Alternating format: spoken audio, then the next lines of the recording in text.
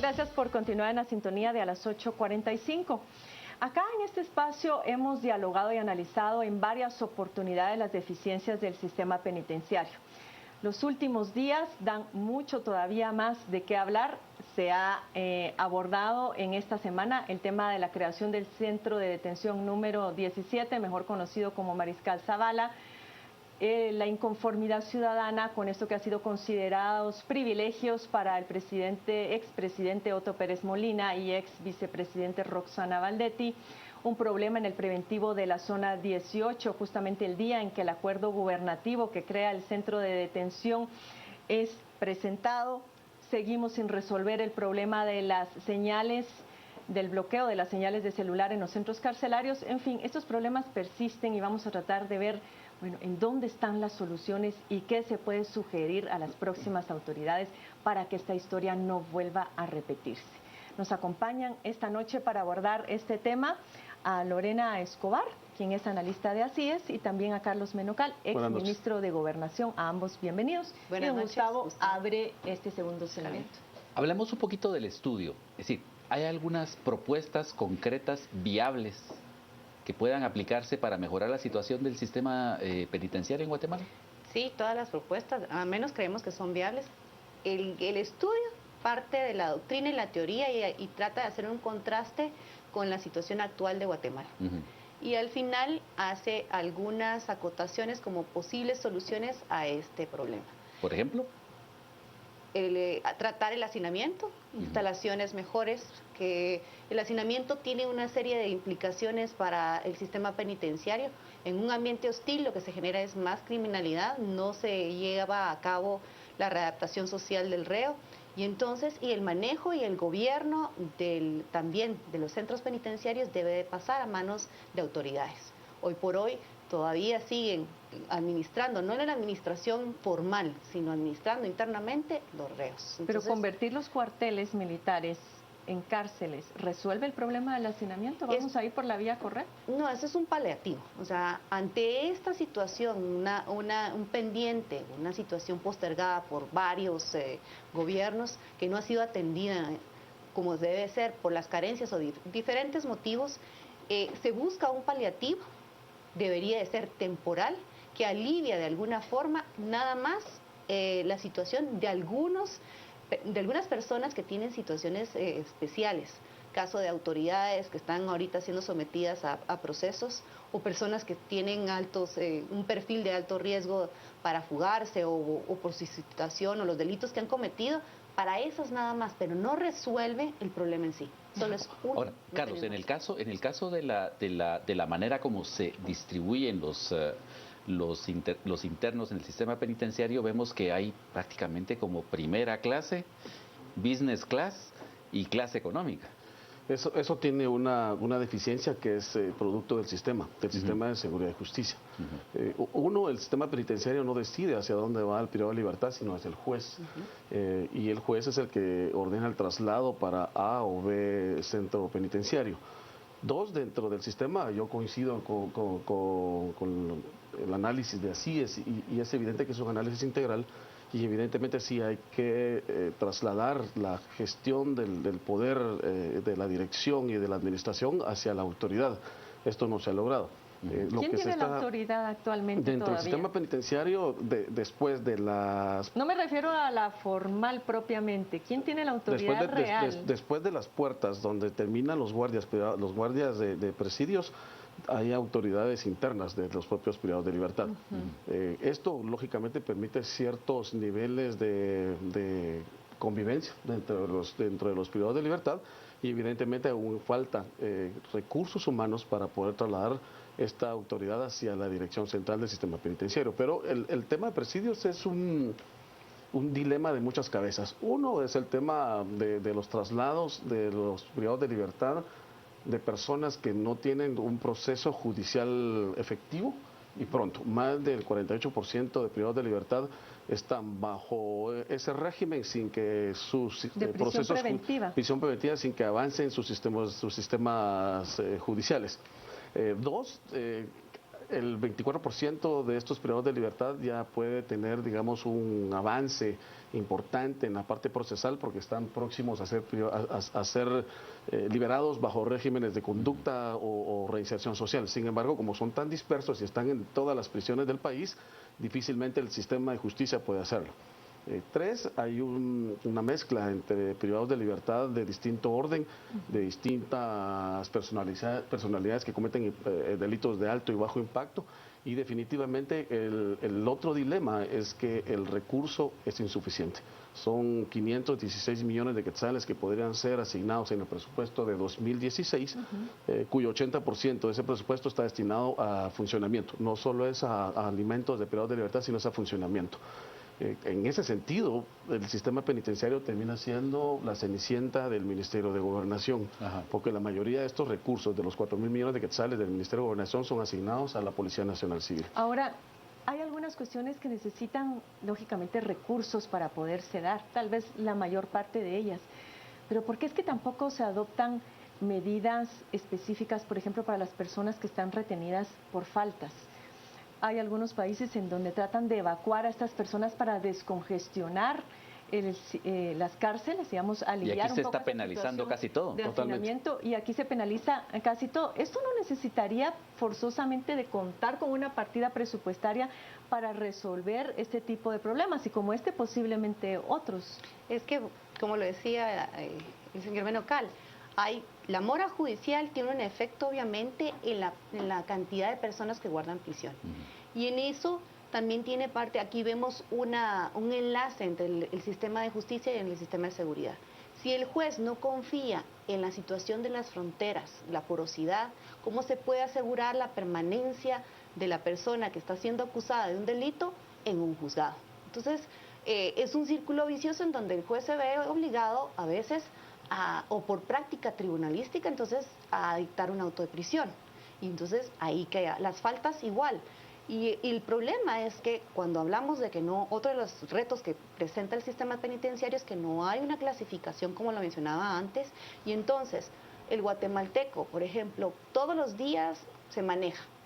¿Y cuántas veces al día alguien, un peatón imprudente o un conductor imprudente, pone en riesgo la vida del otro? Entonces todos en realidad, y si hay un accidente, podría entonces, y hay un herido, por práctica, la policía retiene a la persona hasta que se ponen de acuerdo, o si se va al hospital quien quedó lesionado, entonces se pone a disposición de los tribunales y se manda a prisión. Carlos, volviendo al tema del control de las cárceles, es decir, una de las razones por las cuales se creaban todos esos sistemas en los que se pedía la colaboración de los reos para su autogobierno, era precisamente como devolverles un poco de responsabilidad y darles un poco de significación social dentro de ese ente en donde se las quita. Pero digamos, con el tiempo lo que ha sucedido es que prácticamente eso se ha convertido como en una mafia que vende privilegios.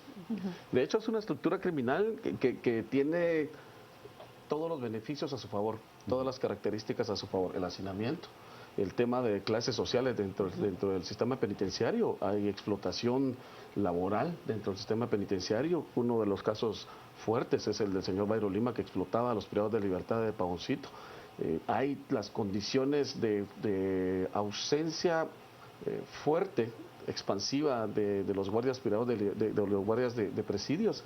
Estamos hablando de que hay un guardia por cada 4 privados de libertad cuando debería ser menos.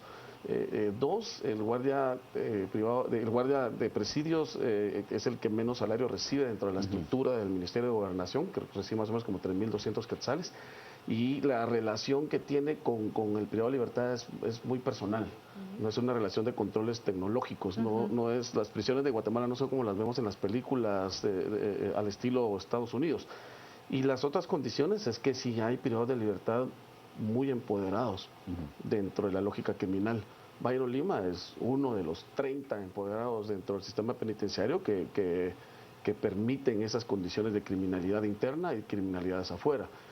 En los últimos 4 años ha ocurrido una característica aún más delicada, y es que las empresas privadas las empresas de telefonía no han tenido acceso a los planos a la planimetría del sistema penitenciario, y eso prohíbe o limita que por eso no se ha bloqueado la señal. En los últimos 4 años se agudizó, se aumentó las llamadas desde las prisiones, cuando en el 2011 tenía ya a través de las escuchas telefónicas ciertos controles, porque sí se dio acceso a las telefonías. Ahora no se les está dando acceso y se les está cobrando ciertas multas al no cumplir Los la ley. mismos reos no les dan acceso, entonces ¿dónde está la autoridad del Ministerio de Gobernación, o en este caso el director del sistema penitenciario? Otra de las cosas que condiciona la actualidad es que la mayoría de los directores de los sistemas de las cárceles son guardias, porque se les dio de baja este año a más del 40% del personal 029 que estaba por contratos, pero era personal que cumplía funciones de dirección. Entonces, al ser guardias, lógicamente tienen una formación mucho más baja, una orientación mucho más baja y una inclinación hacia la corrupción. Entonces, estamos a las puertas de un sistema penitenciario que está prácticamente corroído por la corrupción y la criminalidad, y lo cual contrasta con una inversión de 1 millón de quetzales a un espacio de privados de libertad que yo sí sostengo, y digo públicamente que está destinado para privilegios de Mariscal Zavala, y destinado en particular, yo pensaría que le están diseñando sus nuevos recintos a la señora Valdetti y al señor Pérez Molina. Ahora bien, aquí hay responsabilidad directa del Ministerio de Gobernación, y usted no me dejará mentir, pero a la vez hay responsabilidad por parte del presidente de la República, que es el encargado de velar porque todo su gabinete y todos sus funcionarios cuiden adecuadamente. El dato curioso en ese sentido es que Mariscal Zavala y Matamoros se diseñaron en 2010, cuando yo estuve en el Ministerio de Gobernación, porque fue petición del entonces comisionado Castresana. Y la idea de estos 2 centros era tener colaboradores eficaces o personajes extraditables que el Departamento de Estado de Estados Unidos estaba demandando, que en ese entonces capturamos 12 de 15. Esos personajes sí eran perfiles para llenar estos espacios, porque políticos estaba el VIP del preventivo, por ejemplo, ahí estaba el padre Orantes, estuvo Abadillo, el mismo vicepresidente, exdirectivos de ILIC, exdirectivos del Seguro Social. Ese es el... Ahora, pero entonces lo que ha sucedido no es tanto problema de gobernación, sino, decías al principio, problema de los jueces que han establecido esa categorización de prisiones. Ay, no, pero es que también existen tensiones entre la administración y el juez. Ajá, ¿en qué sentido? Primero, o sea, los traslados es uno de ellos. El poder también, limitaciones tiene el juez. Los centros penales son 22 distribuidos, hay 2 jueces de ejecución penal en Guatemala y 1 en Quetzaltenango. Son 3 para... Bueno, y ahora son 3 tribunales pluripersonales en donde se ha encontrado un mecanismo más ágil para poder atender a la población. Estamos hablando de 6 jueces que atienden a 19,000 personas que están privadas, 19,800 estamos ahorita. Es decir, imagínense ustedes, es la población del municipio de Guastatoya la que está prisionera, que atiende nada más 6 jueces y que atiende también 2,000 guardias día a día que vigilan. Entonces esa problemática es grande. La comprensión de un juez y de un centro penitenciario, el director del centro penitenciario tiene que ser, y del sistema, tiene que ser de colaboración. Tiene que haber una comunicación constante para entender. Todavía hay sistemas en donde no se puede llevar el registro de cómo está la pena de la persona. Y por eso vemos personas que probablemente ya cumplieron condena y siguen ahí en prisión. ¿Y esa es responsabilidad del...? Hay una responsabilidad común. Ajá. Compartida. Ahora aquí el tema es ¿cuántos años más vamos a seguir conversando o en este set o en y haciendo otro estudios espacio, tan y sesudos haciendo como diagnósticos y volviendo a hablar y redundar sobre la misma situación? ¿Por dónde hasta empezamos? Que como sociedad no le hagamos caso, y eso que viene de un extranjero, al comisionado Velázquez. En la medida que no le asignemos recursos y un impuesto transitorio, provisional, como se le quiera llamar, al tema de seguridad y justicia, no vamos a tener resultados efectivos. Seguridad y justicia, entiéndase, Ministerio de Defensa, Gobernación, Organismo Judicial, Ministerio Público, Organismo Defensa Pública Penal e INASIF, tienen el 1.5% del Producto Interno Bruto asignado. También defensa incluido ahí. Defensa. Sumando todos los presupuestos no llegan ni a 10.000 millones de quetzales. Esto contrasta tan solo con los datos que se le arrebatan al narcotráfico. Por ejemplo, entre 2008 y 2011 se le arrebataron 10.000 millones de quetzales, que es el equivalente a la deuda externa. Dos, pretendemos tener policías tipo Robocop cuando los estamos pagando con salarios mediocres y con ingresos muy magros. Tres, el sistema penitenciario es otro ejemplo de lo que ocurre en la infraestructura del Estado. La última prisión que de rehabilitación fue construida, que es justamente Granja de Rehabilitación Pavón, y se llamaba Granja justamente porque los privados de libertad sembraban cultivos en esos lugares, agrícolas. Las granjas agrícolas, y entonces desde esa época, de los años 70, no se dejó diseñada una política de fortalecimiento institucional para el tema penitenciario. Lo mismo ocurre en los hospitales, lo mismo ocurre con las escuelas y lo mismo ocurre con la infraestructura vial en el Estado. Entonces, en la medida que no paguemos impuestos a la luz de nuestros ingresos y a la luz de que el que más gana, más debe pagar, en esa medida vamos a tener esos resultados y vamos a tener que hacer chapuces de chapuces. Y para llegar a eso, o sea, hay un paso previo, que la población comprenda cuál es la importancia, y también las autoridades que comprendan cuál es la importancia de atender este fenómeno, porque no se ven parte.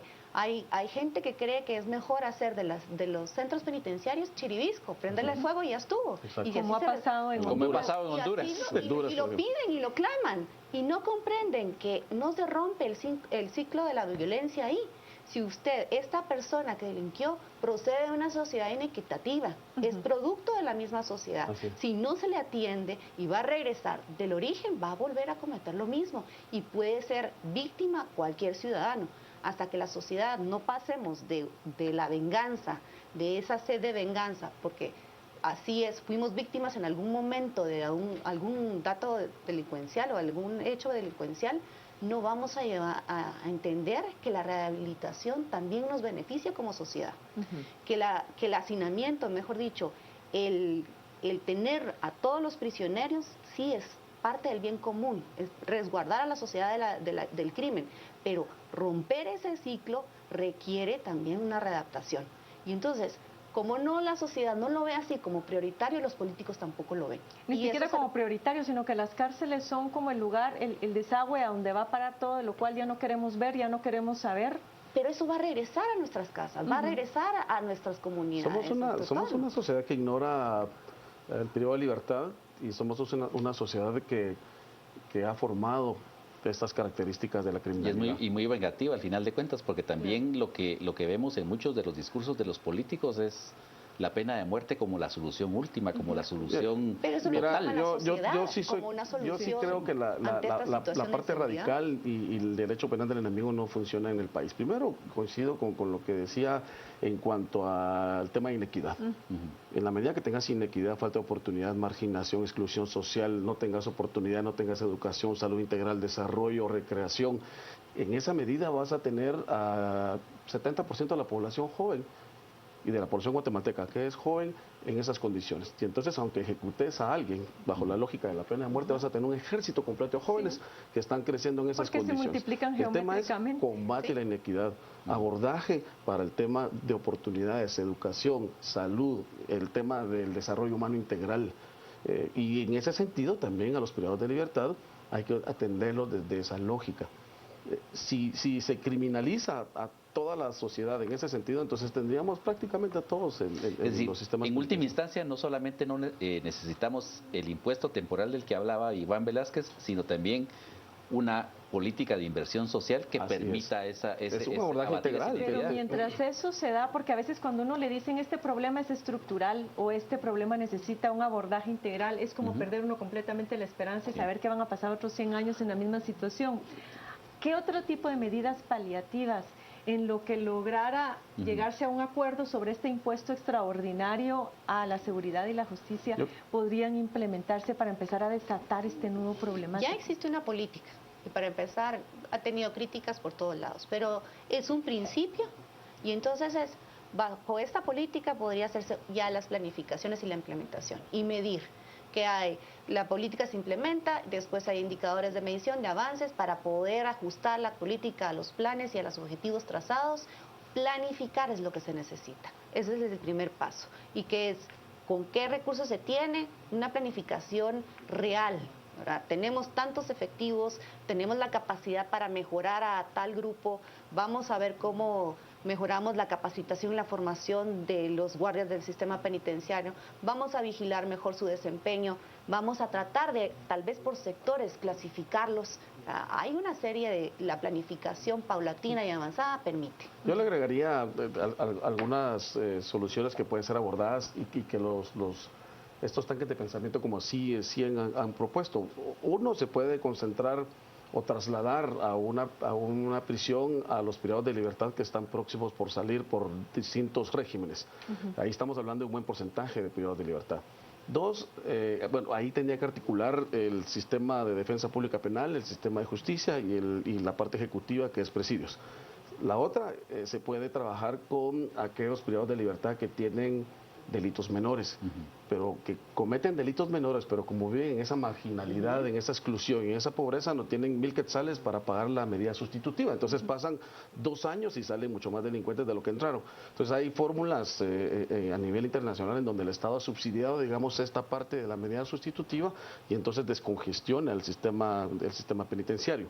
3, se debe de tener una discusión al más alto nivel con las empresas telefónicas, y eso debería de ser desde el alto nivel presidencial, para que desde ahí se ordene al sistema penitenciario, al Ministerio de Gobernación, que se abran las puertas para el bloqueo de las telefonías. Estamos hablando de la presidencia. Desde la presidencia. Yo creo que se tiene que tomar ¿Usted cree que ahora actualmente este ejecutiva. Ministerio de Gobernación está siendo más bien cómplice de esta situación? Yo lo que digo es, a la luz de los hechos, hay empresas telefónicas que se han quejado de que no tienen acceso a los planos para poder diseñar los bloqueos de las llamadas. Ahora, pero también hay un problema y es fundamental. Es decir, para hacer una llamada uno necesita un teléfono. Y el acceso al teléfono es responsabilidad. Que esa es la otra fórmula, es combatir la corrupción. Exacto. Y combatir la corrupción la puedes trabajar desde la lógica de los controles externos. En la medida, como funciona un aeropuerto, ¿sí? en la medida que permitas autonomía al guardia de presidios, en esa medida va a seguir manejándose la corrupción. Y el otro gran dilema en esta fórmula, Gustavo y Carmen, es que el próximo gobierno va a prácticamente estar con una mano adelante y una mano atrás en los recursos. Sí. Y honestamente, entre priorizar desnutrición, inseguridad alimentaria, desastres ambientales que están próximos por venir, que van a empezar mucho más antes, y el tema de acceso a educación, el tema penitenciario estará en una discusión altamente pública, política, académica, pero todo necesita recursos. Lorena. Hoy planteaban un ministro de Gobernación también, el licenciado Rodolfo Mendoza, planteó una acción concreta en cuanto a las telefonías. No va a dar el derecho de comunicarse con los familiares al preso, pero volver entonces a retomar a las viejas prácticas en donde por limitaciones la llamada se hacía desde el preventivo. Había un teléfono en unas cabinas, un teléfono fijo, y como se hace en otros países, ¿con qué número quieres hablar? Bueno, te lo marco, aquí está, y ya. O sea, el control se retoma con acciones concretas y simples como esas. Antes se tenía eso porque era desde el centro penitenciario que se hacía la llamada y había un mejor control. No ahora que entran y salen y nada más, ¿verdad? Entonces son actos específicos o acciones. Con el traslado, por ejemplo, de reos cuando tienen problemas de salud. Recordarán que tuvimos un caso bastante lamentable hace poco tiempo en el San Juan de Dios. Sí. Durante la administración de Luis Monterroso se trató de llevar médicos y enfermeras a los centros carcelarios para que los reos no tuvieran que salir y poner en riesgo al resto de la población. Sin embargo, hubo serias dificultades porque los mismos reos generaban amenazas e intimidaciones a los grupos de médicos y enfermeras y no les daban la orden para irse a recluir a un hospital. En la parte de esta logística es importante explicarle a la ciudadanía que la Policía Nacional Civil utiliza alrededor de 300 patrullas a nivel nacional para trasladar privados de libertad. Estamos hablando de la inversión de casi 400 policías que se dedican al traslado de reclusos, que es el equivalente a una comisaría, a la comisaría de la zona 18, por ejemplo. Lo que sucede en este tipo de gestiones es que si se quiere tener el acercamiento del servicio del privado de libertad, tanto procesal como por ejemplo, que puede ser un juzgado transitorio, o de la atención a salud, se tiene que invertir en infraestructura que esté fuera de los propios centros carcelarios. La otra situación es que depende del sistema de salud y del organismo judicial el traslado de estas personas. Y honestamente volvemos a sacar el tema de los recursos. No hay logística que pueda resistir semejante movimiento cuando todos los días estamos trasladando 1.200, 1.300 privados de libertad a nivel nacional. Lo más sano debería ser es que exista un centro especial o especificado para el tema de privados de libertad y tener centros de gestión penal. En el 2011 se intentó hacer un centro de gestión penal en Fraijanes. Sin embargo, a la luz de los recursos no hubo posibilidad de hacerlo, porque sí es importantísimo hacerlo. Eso evitaría la movilización de privados de libertad en el día o en las mañanas. Se nos ha terminado el tiempo. Muchas gracias a Carlos Menocal y Lorena Escobar por habernos acompañado esta noche. Nos vamos ahora con Juan Carlos Sandoval para que nos cuente qué está comentando nuestro público televidente. Adelante, Juan Carlos. Gracias, licenciada Carmen Lorena Ortiz. Vámonos a las redes. Estamos revisando lo que usted comenta. Secuestran o extorsionan, no son personas que infrinjan la ley, son valores, dice. Nos dice también, la aplicación de la política penitenciaria es urgente, existen 174 estrategias de reforma en ella. Marco, esta gente que comenta porque solo han vuelto su modus vivendi, no solucionan nada, considero que deben de empezar por aplicar la pena de muerte. Y Byron nos dice, hablan de rehabilitación, creen que el Smurf, el Smiley o el Lobo se pueden reintegrar, es lo que plantea Byron. Y claro, una sociedad desigual y no equitativa es el origen de todos los males. Al fin se ha puesto el dedo en la llaga, parte de los mensajes que tenemos esta noche a través de las redes sociales. Cerramos hasta aquí a las 8:45, abrimos desde ya la discusión a las 10 p.m. Esta noche nuestro hashtag es Clamor Plaza. Clamor Plaza es nuestro hashtag de la noche. Hablamos acerca de todo ese clamor de la Plaza Central que no ha tenido pues respuesta efectiva por parte de las autoridades, aquellas cosas que no han pues tenido una respuesta clara. Por ejemplo, la reforma a la ley electoral y de partidos políticos y muchos otros temas que han sido pues dejados en olvido ante la ausencia de manifestantes en la plaza. Clamor Plaza es nuestro hashtag de la noche. Cristian Manolo Ortiz Cristian Manolo Castillo y Carmen Lorena Ortiz serán quienes estén en el análisis esta noche. Clamor Plaza, nuestro hashtag.